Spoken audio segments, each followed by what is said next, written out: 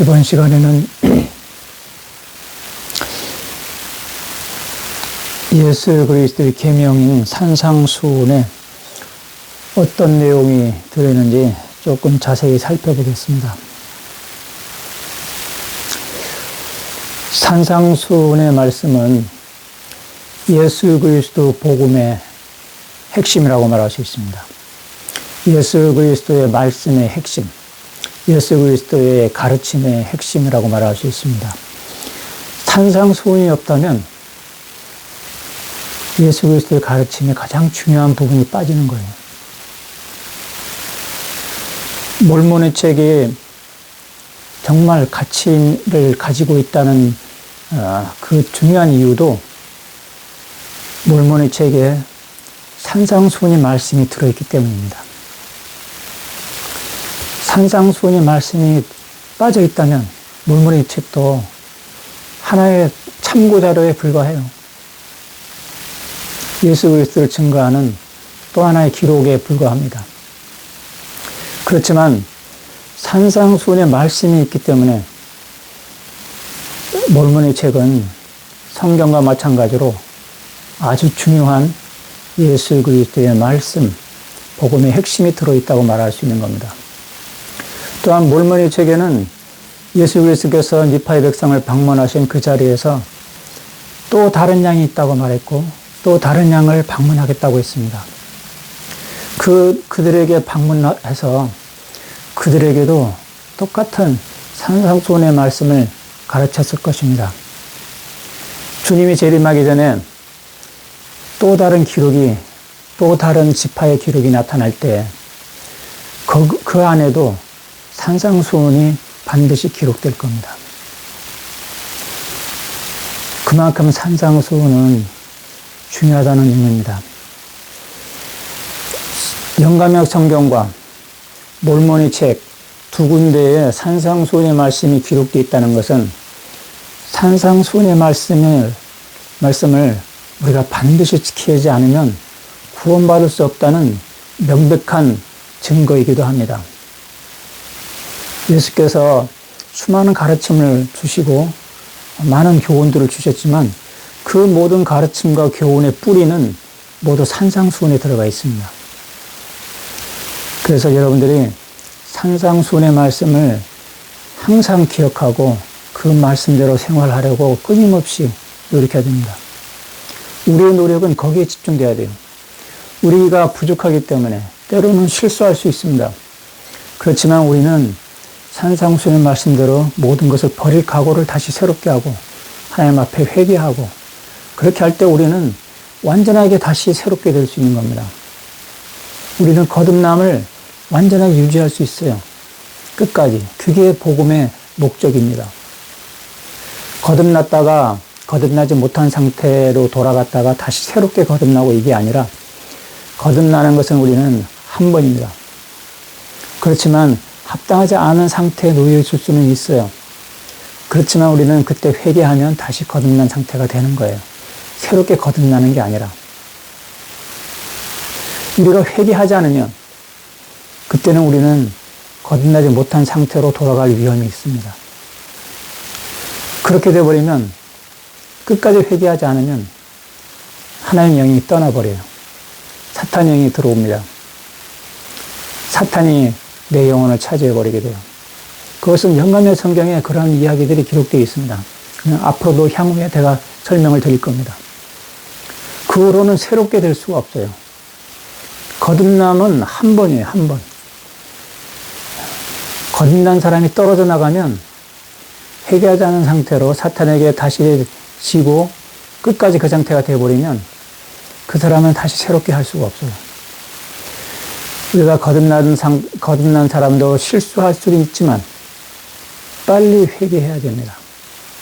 늦기 전에. 내 영혼에 하나님의 영이 떠나기 전에, 성령이 떠나기 전에 회개해야 돼요. 그래서 다시 한번 내 영혼을 정결하게 해야 되는 겁니다. 그렇게 하기 위해서 예수 그리스도께서는 항상 기도하라는 말씀을 주신 거예요. 우리가 항상 기도하는 목적은 바로 거기에 있습니다. 사탄에게 지지 않도록. 또한 이 산상수훈의 계명의 목적도 거기 있습니다. 우리가 사탄을 이기는 방법이 여기 들어있는 거예요. 예수님은 사탄을 물리쳤죠. 광야에서 40일간 금식을 마친 후에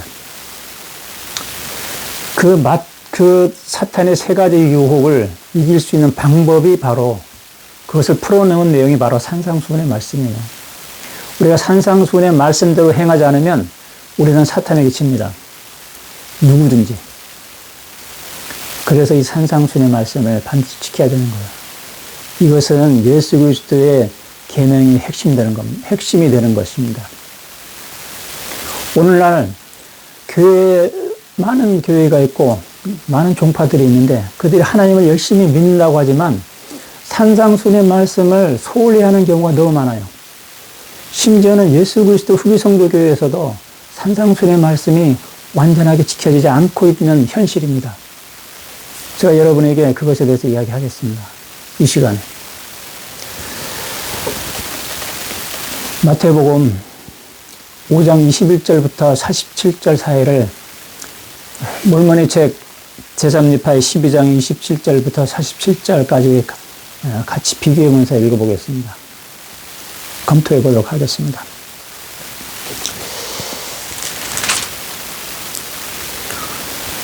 (5장 21절에는) 살인하지 말라 그랬지만 22절에 들어가서는 자기 형제에게 분노하는 자마다 심판받을 위험에 처할 것이요 이렇게 되어 있습니다. 살인하지 말라라는 계명을 분노하지 말라는 말씀으로 대체하시는 겁니다. 거기는 아주 경고와 함께.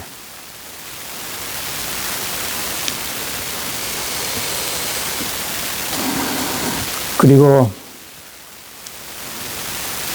23절에는 예물을 드리러 갈 때 형제가 너희를 대적할 만한 무엇이 있는 걸 생각나거든 먼저 형제와 화해하라는 말이 있습니다. 우리 후기 성도들은 교회에서 성찬 취하고 성전 방문하고 그럴 때 여러분의 마음속에 누군가 원한을 품거나 용서하지 않은 사람이 있다면 먼저 그것을 해소해야 됩니다. 그렇지 않고 성전 가고 성찬 취한다면 그것은 여러분에게 축복이 되는 게 아니라 저주가 됩니다. 여기서 말하는 예물이라는 게 바로 그런 겁니다. 하나님께 드리는 예물, 그 제단에게 예물을 바칠 때 먼저 이 마음에 원한을 품거나 용서하지 못하는 그 사람에게 가서 화해하고 오라. 이게 계명입니다. 계명. 그만큼 무서운 위험이 따른다는 얘기예요. 다음 말.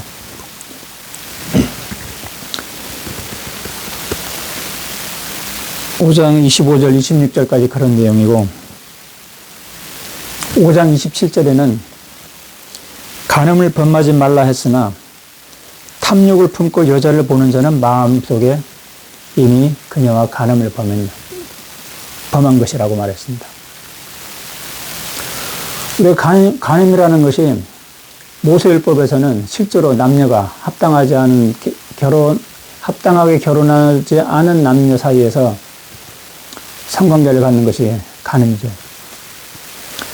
그렇지만 예수 그리스도의 계명에 따르면 우리 마음으로 간음을 범하는 것도 간음입니다. 우리 마음에 부도덕한 생각들,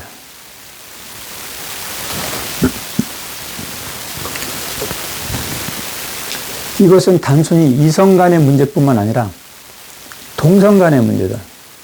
똑같습니다. 동성 간이든 이성 간이든 우리 마음에 부도덕한 생각들이 들어오면 그것을 버려야 되는 겁니다. 계속해서 이렇게 말씀하고 계십니다. 영감의 성경에는 이게 더 추가되어 있습니다.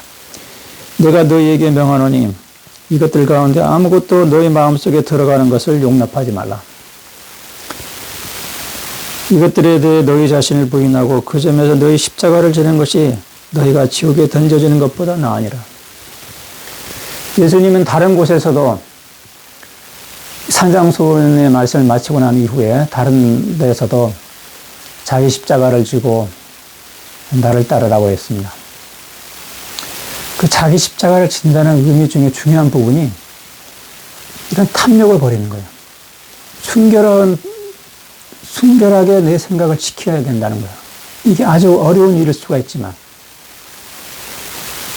내 생각에 들어오는 부도덕한 생각들, 음란한 생각들, 동성애들, 그걸 버리고 차단해야 됩니다. 버릴 수 있습니다. 동성애도 차단하고 버릴 수 있습니다. 이성적인 부분도 그런 합당하지 않은 생각들은 버리고 차단할 수 있습니다. 그게 쉽지 않을지라도. 그렇지만 반드시 그걸 차단해야지만 됩니다. 그게 계명입니다. 예수 그리스도의 계명입니다. 여러분들이 그것을 자연스러운 본능이라고 합리화하면 안 됩니다. 동성애가 자연스러운 본능이라고 합리화하는 것은 사탄의 생각입니다. 또한 이성애 간의 어떤 끌리는 힘을 충분하게 통제하지 않고 기분 내키는 대로 남용하는 것, 자유행위, 그러니까 합리화하는 것은 사탄의 생각입니다. 예수께서 말씀하셨듯이 이런 것에 대해서 너희 자신을 부인하라고 그랬습니다. 그래서 5장 29절에는 그러므로 너희 오른 눈이 너희를 실족하게 하거든 너희로부터 빼어버리라고 했습니다. 던져버리라고 했습니다. 30절에는 너희 오른손이 너를 실족하게 하면 그걸 잘라서 던져버리라고 했습니다.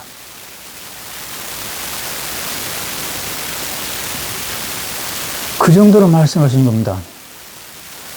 여러분이 순결의 법에 말씀하신 다음에 이렇게까지 강하게 말씀하셨어요.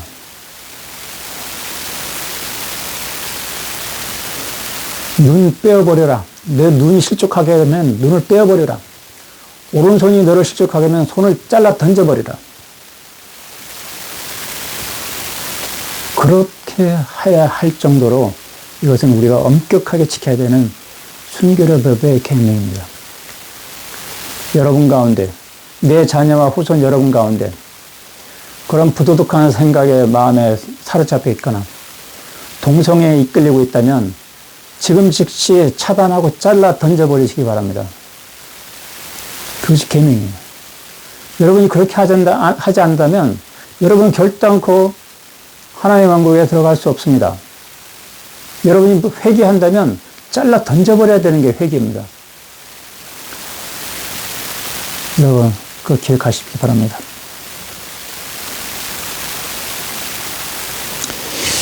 그리고 마태복음 5장 31절에 보면 누구든지 자기 아내를 버리는 자는 이혼 증서를 그녀에게 주라 했으나 기록되어 있으되 모세율법에는 그렇게 기록되어 있다는 얘기죠.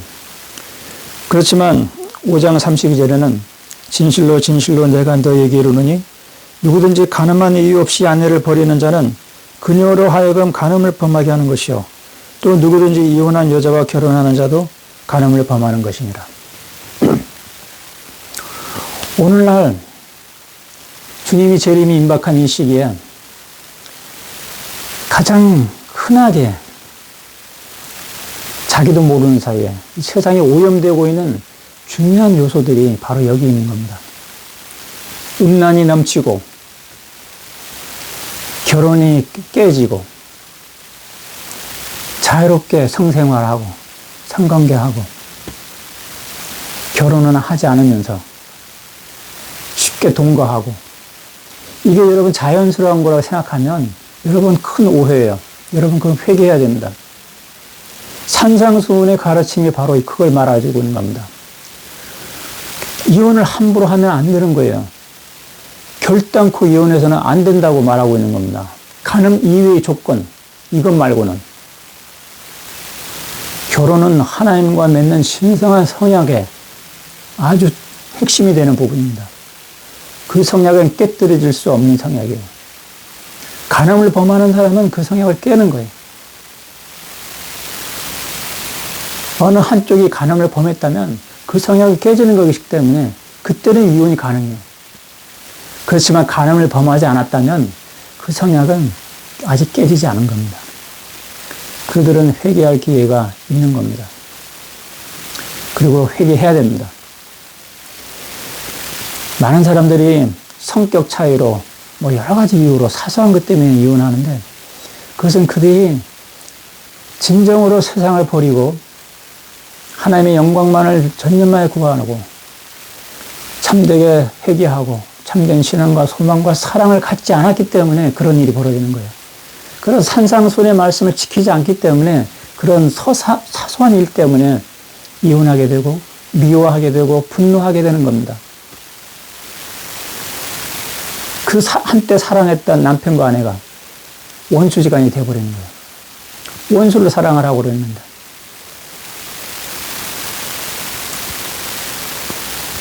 우리 교회에서도 예수 그리스도 후기 성도 교회도 너무 쉽게 이혼하는 경우가 많아요. 성전 결혼한 다음에도 이혼하고 또 재혼하고. 우리는 그렇게 돼서 나의 자녀와 후손 여러분은 그렇게 해서는 안 됩니다. 이혼한 다음에 재혼해서 잘 사는 사람도 있고 훌륭한 사람들도 많지만 그것은 심판은 하나님이 하시는 거예요. 우리가 판단할 수는 없습니다. 그렇지만 하나님께서는 분명히 산상수훈에서 간음 이외에는 이혼하지 말라 그랬고 이혼한 여자와 결혼하는 자도 간음하는 걸 그랬습니다.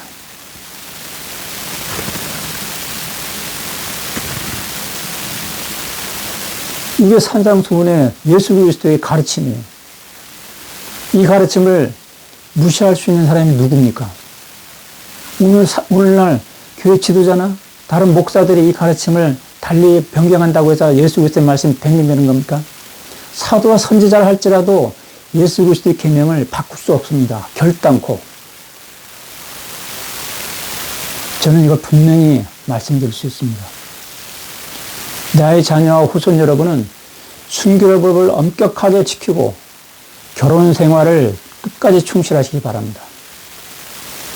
배우자가 아무리 나쁜 사람이라 할지라도 우리는 그 배우자가 원수라 할지라도 원수를 사랑하라는 말씀이 산상수훈에 들어있습니다. 그 말씀을 내가 행해야 되는 1순위가 내 배우자가 될 수 있는 겁니다.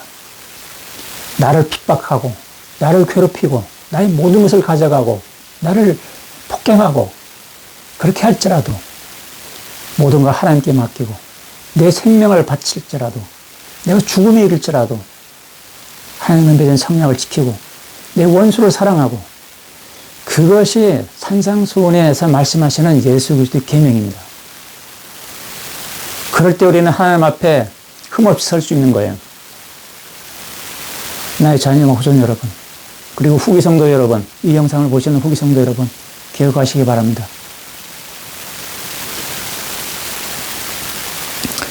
마태복음 5장 33절부터는 맹세에 대해서 언급되어 있습니다. 맹세하지 말라.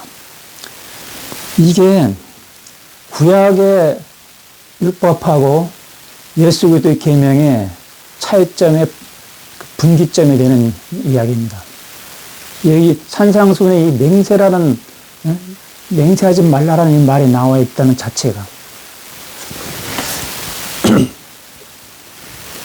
구약 시대에는 맹세가 아주 흔했습니다. 그 맹세는 쌍방간의 어떤 조건, 때로는 하나님과의 어떤 조건에 의해서 조건을 놓고 맹세를 하는 경우가 있었습니다. 그 맹세는 깨뜨릴 수 없는 계약관계가 되는 거죠. 인간관계에서도 하나님을 두고 맹세하면 그 맹세는 반드시 목숨을 걸고라도 지켜야 되는 그런 약속이 되는 거예요. 또한 하나님과의 맹세도 마찬가지로 당연히 지켜야 되는 그런 것이고. 그렇지만 그 맹세할 때마다 조건들이 다 달랐어요. 그렇지만 산상수훈에 와서는 도무지 맹세하지 말라 그러면서 한 가지 예외를 두었습니다. 5장 37절에 보면 오직 너희 말은 예, 아니요, 아니요가 되게 하라. 이렇게 말이죠. 맹세하지 말라고 그랬지만 예, 아니요, 아니요. 요것은 하라는 얘기예요. 맹세의 조건을 달지 말라는 겁니다. 그 조건은 하나님이 정한 조건에 내가 예, 아니요, 만 하라는 겁니다. 그것은 예수 그리스도 후기 성도교회 회원들이 이해할 수 있는 말입니다. 성전에서 우리가 하나님과 맺는 성약을 맺을 때 그 조건은 하나님이 정하는 겁니다. 우리가 정하는 게 아니라 우리는 그 조건을 받아들일지 안 받아들일지 예, 아니요 라고만 대답할 수 있는 것뿐입니다. 그게 예수 그리스도의 계명의 맹세의 방법입니다. 그 맹세 한 가지로서 모든 것을 영원히 완전하게 되는 맹세가 되는 겁니다. 성전의 성약은 멜기세덱의 반차에 따른 맹세의 성약이에요. 구약시대의 모세율법은 아론 신권의 반차에 따른 그 율법이에요. 그때도 맹세가 있었지만 또한 모세 이전부터도 맹세가 있었지만 복음의 충만함에 따르는 이 맹세는 예수 그리스도께서 오셔가지고 우리한테 명백하게 알려주신 겁니다. 그것은 예수 그리스도 후기 성도교회 회원들만이 또한 이해할 수 있는 부분이기도 해요.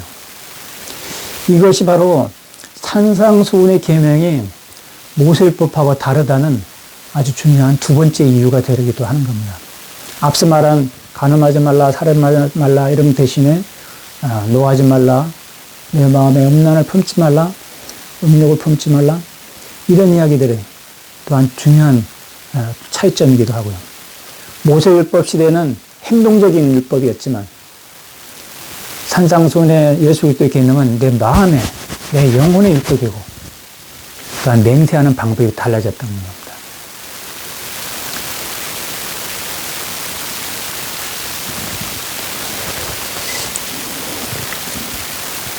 그리고 5장 38절에 보면 눈은 눈으로 이는 이로 갚으라 했다는 것을 들었으나 5장 39절에 악을 대항하지 말라 이런 말이 나와 있습니다. 속옷을 빼앗으려 하거든 그것을 가지게 하고 이 부분이 일반 마태복음하고 영감의 성경하고 또 다른 부분이 있습니다. 마태복음에는 속옷을 빼앗으려 하거든 겉옷도 내주라 그랬는데 영감의 성경에는 속옷을 빼앗으려 하면 속옷을 내주고 그가 또다시 고소하면 겉옷도 가지게 해라. 그렇게 한 겁니다. 다른 사람이 나한테 강제로 뭔가를 빼앗으려 갈 때 그것에 대해서 다투지 말라는 의미예요. 그걸 줘버리라는 얘기입니다. 속옷 때문에 그 사람이 나를 괴롭히고 나를 빼앗으려 한다면 그 속옷을 줘버리고 겉옷 때문에 나를 또 고소하고 빼앗으려 한다면 겉옷 줘버리라는 거예요. 그거에서 다투지 말라는 거예요. 속옷을 달라고 했는데 겉옷도 주고 또 다른 것도 주고 막 푸짐하게 주라는 그런 말이 아니라 그것은 인간적인 생각이에요. 더 푸짐하게 주는 게 더 좋은 것 같이 생각되지만 그것은 예수 그리스도의 말씀의 뜻이 아닙니다. 예수 그리스도의 말씀은 다투지 말라는 얘기예요. 다투지 말라. 세상적인 것 가지고 다투지 말라는 거예요. 어떤 사람이 나한테 돈을 뺏어간다면 돈을 줘버리라는 거지. 돈을 10,000불을 달라고 했는데 20,000불을 줘라 이런 얘기가 아니라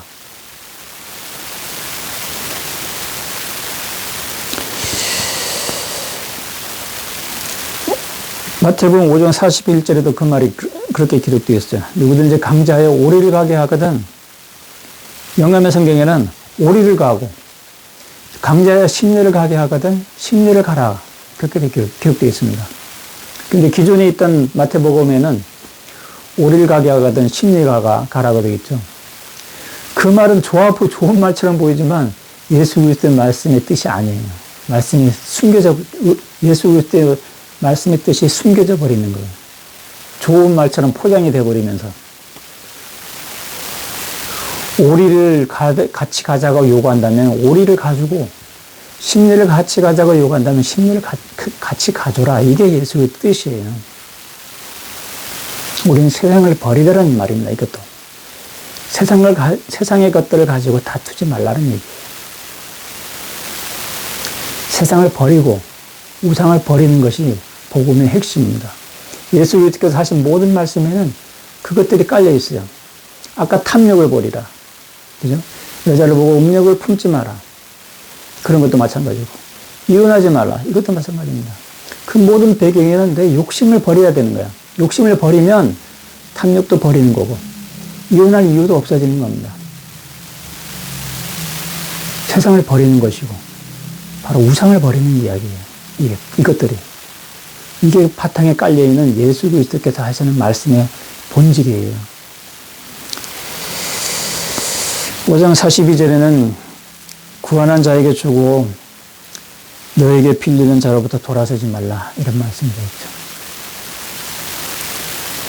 5장 43절에는 너희 이웃을 사랑하고 너희 원수를 미워해라 했다는 것을 너희가 들었으나, 너희 이웃을 사랑하는 말도, 내 이웃을 사랑하라는 말도 구약에 들어있는 말이에요.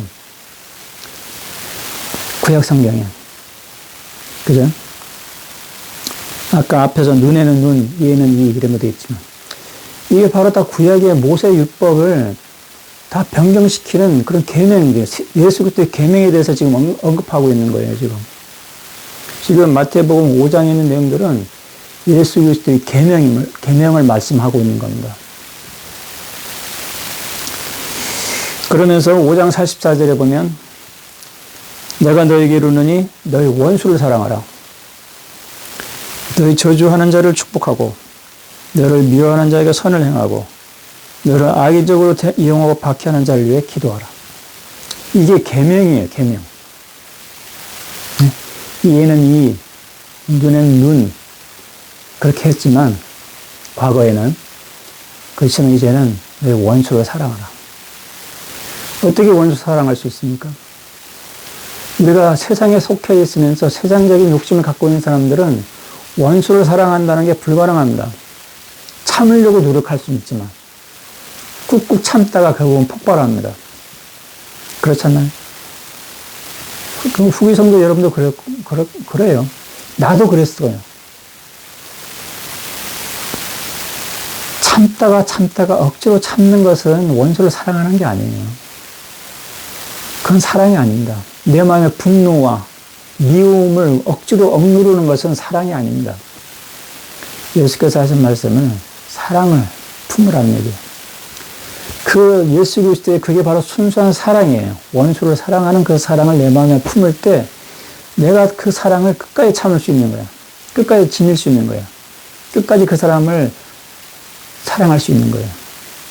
근데 내 마음속에 미움과 분노가 쌓여 있다면 내가 참는 것은 일시적인 거예요. 언젠가는 폭발하고 맙니다. 언젠가는 반드시 폭발하게 되어 있어요. 그 사랑은 결국 끝납니다.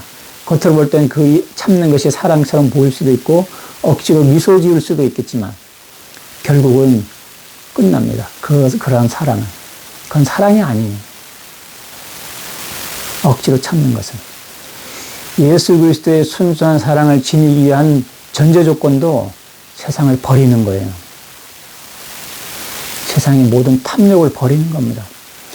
내가 원수가 되는 이유가 뭡니까? 그 사람과 나 사이에 원수가 되는 이유가 그 세상에 있는 어떤 요소들 때문에 원수가 되는 거예요. 돈이든 명예든 자존심이든 교만이든 그것 때문에 원수가 되고 그것 때문에 화가 나고 미워지는 거예요. 그 미워지고 화난 그 원인이 세상적인 것들이에요. 하나님으로 도는 것은 하나도 없습니다. 그것이 우상이고 우리는 그것을 버려야 되는 겁니다.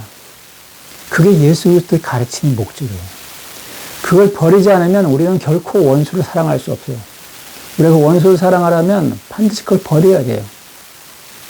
그때 우리는 내 마음에 평안이 깃듭니다. 내가 돈을 잃어버렸든 내가 멸시를 당했든 자존심에 상했든 나한테 아무런 영향이 없는 거예요. 내가 그 사람이 미워 보이지가 않는 거예요. 그냥. 다만 불쌍하게 느낄 수 있죠. 하나님께 그 사람에게 자비를 베풀어 달라고 기도할 수 있습니다. 진심으로. 그 사람의 마음에 변화가 일어날 수 있도록 해달라고 진심으로 기도할 수 있습니다. 그게 이 산상수훈의 계명이에요. 예수 그리스도의 계명이에요. 우리는 그런 사람이 됐을 때 우리는 세상에 빛이 되는 거예요. 그게 빛이 되는 방법입니다.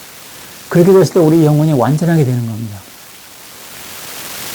그렇게 됐을 때 우리는 하나님 아버지처럼 흠없이 될 수 있고 하나님 아버지처럼 영광스러운 몸으로 부활할 수 있는 그런 상태가 준비되는 겁니다.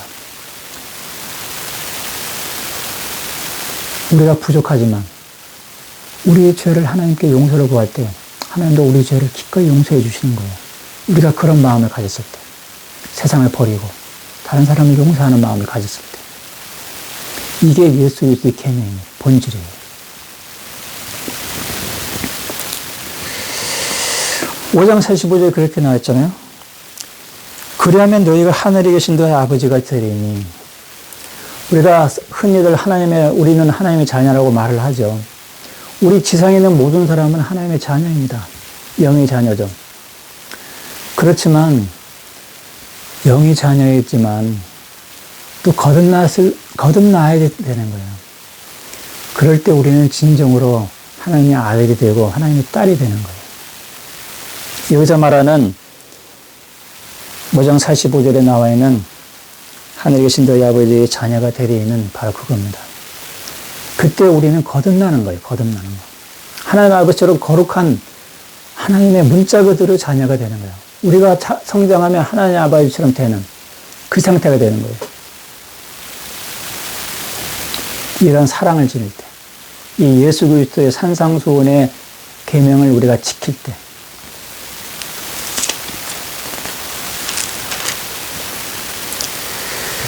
마태복음 5장 46절에는 이런 말도 되어 있죠. 너희가 너희를 사랑하는 자만 사랑하면 너희가 무슨 상을 받겠느냐? 세리도 똑같이 하지 않느냐? 세상 사람들도 자기 좋아하는 사람들 사이에서는 자기 가족들, 형제들, 그런 사람들 사랑을 많이 베풉니다. 그렇잖아요. 우리도 마찬가지로 우리 좋아하는 사람들끼리만 사랑한다면 그들하고 똑같은 거예요. 우리가 그들보다 나은 게 하나도 없습니다. 아무리 교회에 다니고 아무리 성전 다닌다 해도 우리가 원수를 진정으로 사랑하지 않는다면 우리는 진정한 성도가 아닌 거예요. 세상 사람들하고 똑같은 거예요. 우리는 진정으로 하나님의 아들이라고 말할 수 없습니다. 산상수훈의 이 계명을 지키지 않는다면.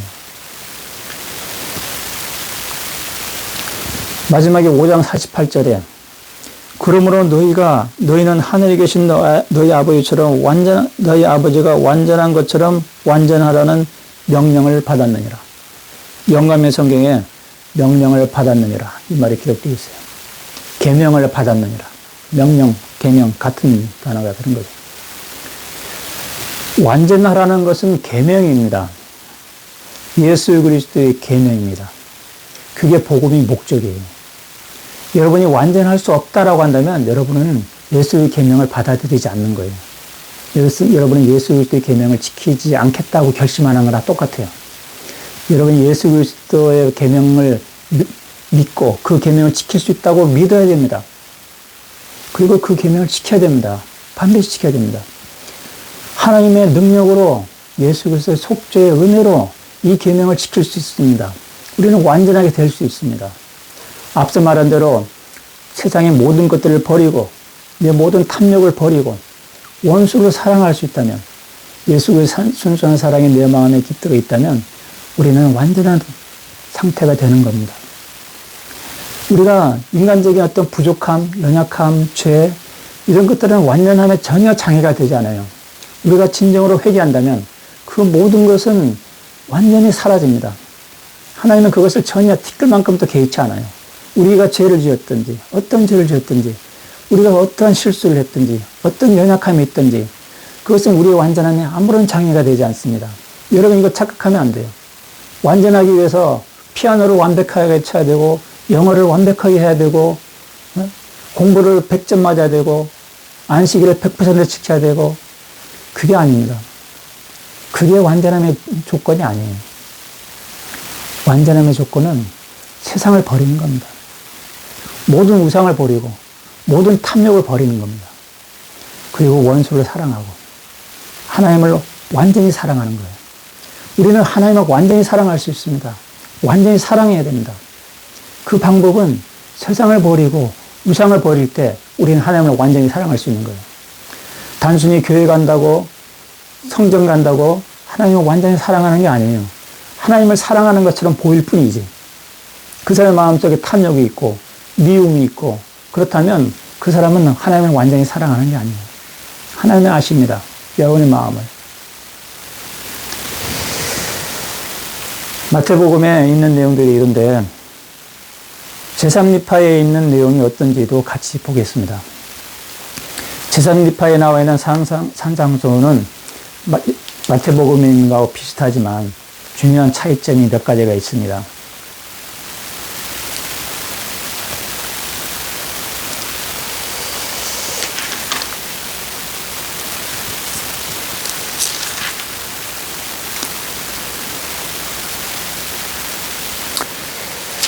제3리파의 12장 21절부터 마태복음하고 거의 비슷한 내용으로 전개가 됩니다.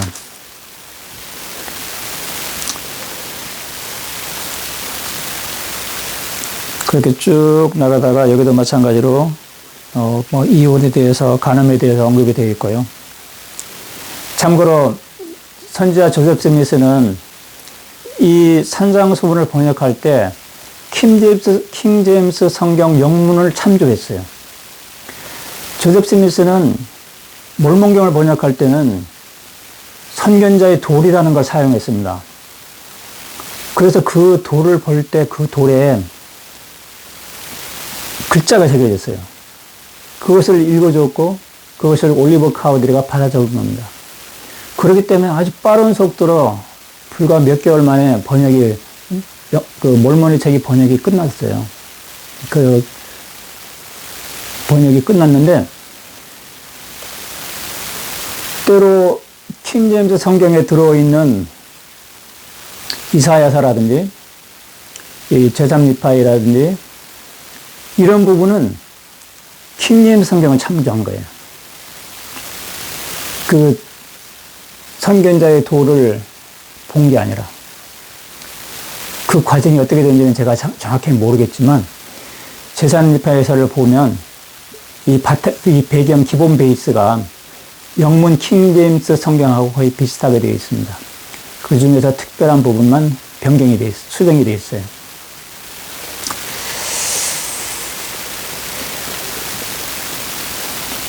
쭉 나가다가 다른 부분들은 다 비슷하게 되어 있는데 기존의 마태복음, 개정개혁판 마태복음하고 비슷하게 되어 있습니다. 우리가 한글로 번역할 때는 또 이 한국어 몰몬경은 한국어 개정개혁판 성경을 또 참조했어요.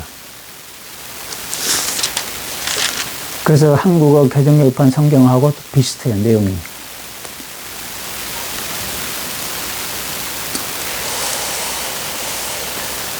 그런데 제3리파에서 특이하게 다른 부분은 앞서 12장 21절 들어가기 전에 12장 20절에 내가 지난 시간에도 언급을 했지만 내가 지금 너에게 명하는 나의 계명을 지키지 않고서는 너희가 결단코 하늘 왕국에 들어가지 못하리라. 이 말이 강조되어 있죠. 지금 너에게 말하는 나의 계명, 예수 그리스도의 계명이라는 말을 명시한 겁니다. 이걸 지키지 않으면 결단코 하늘 왕국에 들어갈 수 없다. 그렇게 하면서 21절부터 쭉 아까 앞서 설명한 내용들, 그런 내용도 거의 같은 내용들이 쭉 설명되어 있습니다. 마태복음에는 마태복음하고 이 제3리파이에 들어있는 산상수훈의 말씀이 내용이 비슷하지만 중요한 차이점은 뭐냐면 마태복음에 있는 산상수훈은 모세율법 시대에 기록된 거라는 거예요. 예수님이 성령을 베풀었지만 예수님이 돌아가시기 전까지는 모세율법이 지배하는 시대인 거예요. 모세율법을 반드시 지켜야 되는 그런 시대였습니다. 그 시대에 산상수훈의 말씀이 주어진 것이고, 제3지파에, 몰모니 책에 들어있는 제3지파에는, 제3지파에서 들어있는 그 산상수훈의 말씀은, 산상수훈과 거의 비슷한 그 말씀은, 예수님이 부활하신 후에, 율법을 끝난 후에 말씀하신 거예요. 그렇기 때문에 다른 겁니다. 우리가 글자로 볼 때는 비슷한 내용이지만, 시점으로 볼 때, 부활하기 전에 말씀하신 것과 부활하신 후에 말씀하신 그 차이가 아주 중요한 차이가 있는 겁니다. 그게 아주 중요한 차이예요.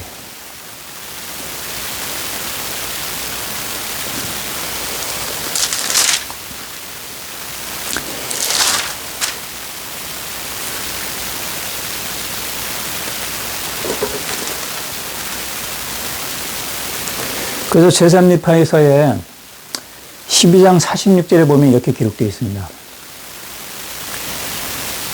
그러므로 율법 아래에 있던 옛 시대의 것들이 나의 안에서 모두 성취되었으니 옛것은 끝나고 모든 것이 새로워졌느니라. 옛것은 끝났다고 했어요. 모세율법이 모두 성취됐으니 옛것은 끝나고 모든 것이 새로워졌느니라. 세계명이에요, 세계명. 산상수훈의 말씀은 세계명입니다.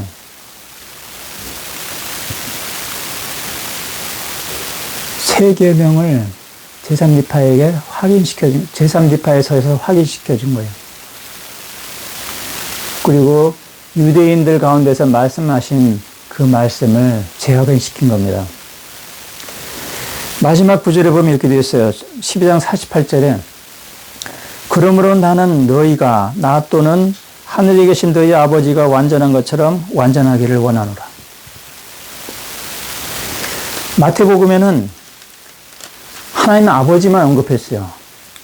완전하라는 말씀을 하면서 마태복음 5장 48절에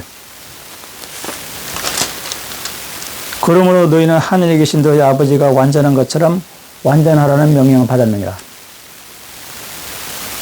그렇죠? 자기는 빼놨어요. 예수님은. 그래서 많은 사람들이 오해하기를 예수님도 육신이 있을 때는 불완전했다라고 말하는데 그건 오해입니다. 예수님은 불완전한 분이 아니에요. 육신이 있을 때도. 그분은 전능하신 하나님이고 구약의 하나님입니다. 그분의 영혼은 항상 완전한 상태였어요. 항상. 어렸을 때도 완전한 상태입니다. 여러분 이거 기억해야 돼요. 그렇지만 제3지파에서는 나 또는 하늘에 계신 너희 아버지처럼 아버지가 완전한 것처럼 너희도 완전하기를 원하노라. 나를 포함시켰어요. 예수 그리스도 자신을. 부활한 후이기 때문에 그 말씀 하신 거예요. 부활한 후이기 때문에. 이 말은 뭡니까? 이것은 마태복음이나 제3지파에서나 공통점이 뭐냐면 완전함의 전제 조건, 이것은 부활과 부활에 영향을 준다는 얘기예요. 우리가 하늘에 계신 아버지처럼 완전한 몸으로 부활하려면 또 제3지파에서는 나처럼 예수님은 제3지파에서 하나님 아버지처럼 완전한 몸으로 부활한 상태에서 말씀하시는 거예요. 너희가 나처럼 완전한 몸으로 부활하려면 또 하늘에 계신 내 아버지처럼 완전한 몸으로 부활하려면 너의 영혼이 지금 완전하게 되어야 한다는 거예요. 이게 복음의 목적입니다. 복음의 목적이 바로 이 산상수훈에 들어있는 말씀이에요. 그런데 여러분이 나는 완전할 수 없다라고 말한다면 여러분 복음의 목적을 모르는 거예요. 여러분 복음의 목적을 놓쳐버리는 거고 그것을 완전하게 될 수 있다는 걸 믿지 않는다면 여러분은 완전하게 될 수 없습니다. 우리가 신앙이라는 것이 믿는 거잖아요. 예수 그리스도의 속죄의 은혜로 우리는 완전하게 될 수 있다는 것을 믿지 않는다면 우리는 완전할 수 없습니다. 우리가 병고침을 받을 때 내가 나으리라는 것을 믿지 않는다면 낫지 않는 거나 다 똑같은 거예요. 여러분이 완전하게 될 수 있다는 걸 여러분이 믿지 않는다면 여러분은 완전하게 될 수 없습니다. 여러분은 결단코 해영광의 몸으로 부활할 수 없습니다. 내 자녀 후손 여러분, 이 말을 꼭 기억하시기 바랍니다. 우리는 반드시 완전해야 될 수 있고 완전하게 되어야 합니다. 하나님 아버지처럼 예수 그리스도처럼 완전한 몸으로 부활하기 위해서는 그걸 원한다면 그 방법은 마태복음 5장에 들어있는 거예요. 내 영혼을 정결하게 하고 모든 음란을 버리고 모든 탐욕을 버리고 모든 분노를 버리고 다른 사람들과 다투지 말고 세상적인 것들로 인해서 다투지 말고 세상을 버리고 우상을 버리고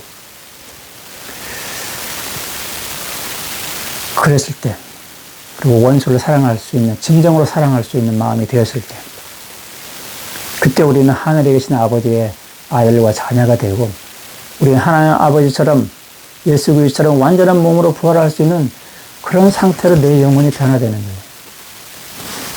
예수 그리스도의 은혜로 하나님의 능력으로 그것은 내 능력으로 완전한 게 아닙니다. 내 노력으로 완전하게 되는 것도 아니에요. 내가 하는 것은 결심과 선택밖에 없어요. 내가 버리는 거 나의 선택과 결심이 달려있는 거예요. 여러분 동성애 여러분 선택과 결심이 달려있습니다. 100% 나는 당당할 수 있습니다. 동성애가 아니라도 이성애도 마찬가지예요. 특히 청소년기 여러분 사춘기 때 그런 성적인 충동이 굉장히 힘들죠. 참기 힘들죠. 참을 수 있습니다. 여러분 선택과 결심이 달려있는 거예요. 그게 아주 고통스러울 수 있지만 그걸 결심하고 지켜야 되는 거예요. 그것은 동성애도 마찬가지예요.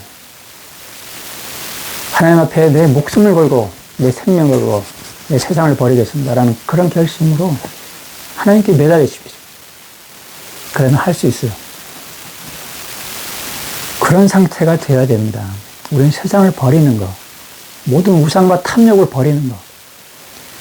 그것이 바로 우리가 완전함의 조건이에요. 다른 어떤 노력으로 되는 게 아닙니다. 이걸 여러분이 정말 명심해야 됩니다. 이게 복음의 목적이에요. 완전할 수 없다는 가르침은 틀린 가르침이에요. 예수께서 완전하라는 계명을 다시 확인해 주셨는데 영감여 성경에 완전하라는 명령을 주셨다고 말씀하셨습니다. 그 명령을 우리가 안 지키면 우리는 어떻게 영광스러운 몸으로 부활할 수 있습니까? 그걸 안 지켜도 결단코 그렇게 할 수 없습니다. 우리가 하나님 아버지처럼 완전한 몸으로 부활하지 않으면 해 영광에 들어갈 수 있습니까? 결단코 들어갈 수 없습니다. 하나님 아버지처럼 거룩하지 않은 상태, 더러운 것들의 해 영광에 들어갈 수 없습니다. 해 영광에 들어갈 수 있는 전제 조건은 우리가 먼저 완전하게 되고 거룩한 몸으로 하나님 아버지처럼 완전한 몸으로 부활해야지만 그 사람들만 들어가는 거예요. 그래서 해 영광은 또한 지상에 있는 거예요. 지상이 해 영광이 되는 겁니다. 그것도 영감형 성경에 들어있어요. 예. 여러분이 영혼이 진정으로 완전하게 되길 바랍니다. 우리는 어떤 장소가 문제가 아니에요. 해 영광이 어디냐, 지구냐, 아니냐, 이게 중요한 게 아니에요. 우리가 하나님처럼 완전하게 되면 우리는 또 다른 우주를 창조할 수 있고 또 다른 필요하다면 또 다른 해 영광을 만들어낼 수도 있어요. 얼마든지. 중요한 것은 내가 해 영광의 몸으로 부활할 수 있는 그런 상태가 지금 준비되느냐 하는 거예요. 그 영혼의 상태는 필멸의 몸에 있는 동안 반드시 이루어야 되는 겁니다. 죽은 다음에 우리가 완전하게 되는 게 아니에요. 죽은 다음에는 우리 선택의 여지가 없습니다. 지상에 있는 동안 내 영혼을 완전하게 준비되지 않은 사람이 죽은 다음에 완전하게 준비될까요? 그렇지 않습니다. 세상을 버리고 우상을 버리는 것은 죽은 다음에는 버릴 수가 없어요. 버릴 게 없기 때문에. 그렇잖아요. 여러분 세상을 떠난 다음에 세상을 버릴 게 뭐가 있겠습니까? 우상을 버릴 수 있습니까?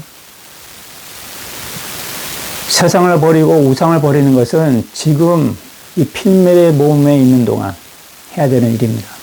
원수를 사랑하는 것도 마찬가지고 내 마음에 그런 탐욕들을 버리는 것도 마찬가지고, 그것은 반드시 지상에 있는 동안 해야 되는 일이에요. 그것이 완전함의 전제 조건이고 필수 조건이라는 걸 여러분 반드시 기억해야 됩니다. 그것이 바로 거듭남이에요. 우리가 그것을 그렇게 하겠다고 하나님과 약속할 때 우리는 거듭나는 거예요. 그게 성약이에요. 본질이에요. 그게 예수 그리스도께서 세 가지 유혹을 물리친 그 유혹을 이기는 근본적인 힘이 되는 거예요. 그랬을 때 우리는 사탄을 이길 수 있습니다. 사탄이 우리를 범할 수가 없어요. 우리가 그 약속을 기억하고 지킨다면, 세상을 버린다면. 사탄이 우리에게 유혹할 게 아무것도 없습니다. 그죠? 세상의 영광으로도 유혹할 수 없고, 세상의 교만으로도 유혹할 수 없고, 세상의 떡이나 탐욕으로도 유혹할 수 없습니다. 그것은 나의 선택과 결심에 아주 큰 영향을 주는 거예요. 결심에 달려있는 거야. 내가 하나님을 섬길 건지, 사탄을 섬길 건지, 그것은 내가 선택하는 겁니다. 내가 결심하는 겁니다. 내가 진정으로 하나님을 선택한다면 사탄에 속한 것들을 다 버려야 돼요. 그럴 때 나는 하나님을 완전히 사랑하는 사람이 되는 거예요. 이웃을 완전히 사랑할 수 있습니다. 그럴 때 나는 내 영혼이 완전한 상태가 되는 거예요. 하나님을 사랑하고 이웃을 사랑하는 계명으로 요약할 수 있습니다. 산상수훈은. 근데 그 계명은 적당히 지키는 게 아니라 완전하게 지켜야 됩니다. 그 완전하게 지키는 방법은 버리는 거예요. 탐욕을 버리고 욕심과 교만을 버리는 거예요. 우상을 버리는 거. 그럴 때 하나님 앞에 나는 온 마음을 다해 사랑한다는 것을 내가 말할 수 있고, 하나님도 내 마음을 아십니다. 네가 나를 사랑하는구나. 그게 우리가 완전함의 조건이에요. 전제 조건이에요. 다른 거 아무것도 없습니다. 내가 부족하지만, 내가 연약하지만, 내가 실수를 많이 하지만, 나는 모든 것을 버리겠고, 내 우상을 버리고, 내 모든 것을 다해야 하나님, 온 마음을 다해 하나님을 사랑합니다. 그렇게 자신있게 말할 수 있는 거예요. 내 원수도 사랑할 수 있고. 그게 완전함입니다. 그게 완전함의 의미입니다. 여러분, 이게 오해하면 안 돼요. 우리는 완전할 수 있고, 완전하라는 것이 계명이고, 완전하는 것이 복음의 목적입니다. 그게 경전의 목적이고, 영감의 성경이 우리에게 회복된 목적입니다. 완전함이 빼버리면, 거듭남과 완전함을 빼버리면 복음이 필요 없습니다. 저는 이거 분명히 말씀드렸습니다. 여러분이 거듭남과 완전함을 깨닫지 못한다면 여러분이 성경을 100번 읽고 몰몬경을 100번, 1000번 읽어도 여러분에게 아무런 유익이 없습니다. 여러분은 결단코 해영광에 들어갈 수 없습니다. 결단코. 우리는 성경을 다 알아야지만 되는 건 아니에요. 그렇지만 아주 기본적인 것은 하나님을 온 마음을 다해서 사랑하기 위해서 세상을 버리겠다는 선택과 결심이 서 있어야 됩니다. 내가 아무리 무식한 사람이라 해도 내가 하나님 온 마음을 다 사랑하고 세상을 버리겠습니다. 내 모든 우상을 버리겠습니다. 그것이 필요하고도 충분한 조건이에요. 완전하게 되기 위한. 내가 지식이 없더라도, 성경에 대한 지식이 없더라도, 하나님은 그런 무식한 사람이라도, 할아버지 할머니들도 그러한 결심이 있다면 그 사람은 해영광의 몸으로, 완전한 몸으로 부활할 수 있습니다. 그렇지만 아무리 박식하고 아무리 천재라 해도 성경을 100번, 1000번 읽었다 할지라도 완전함과 교만함, 자신의 교만함을 버리지 못하고 세상의 욕심을 못 버리고 거듭남과 완전함을 깨닫지 못한다면 그 사람은 사탄의 손아귀에 그 사람의 영혼은 사탄의 것이 되어버려요. 그 사람의 마음속에는 하나님의 영이 거할 수가 없습니다. 그것이 성경에 수없이 기록되어 있어요. 그런 사람들은 겉으로 볼 때 아무리 교회 열심히 다니고 성경 열심히 다녀도 결단코 해영광의 몸으로 부활할 수 없습니다. 그 사람들은 바리새인과 같은 사람들이 바로 그런 사람들이에요. 여러분 기억하시기 바랍니다. 우리는 완전할 수 있습니다. 그리고 완전해야 됩니다.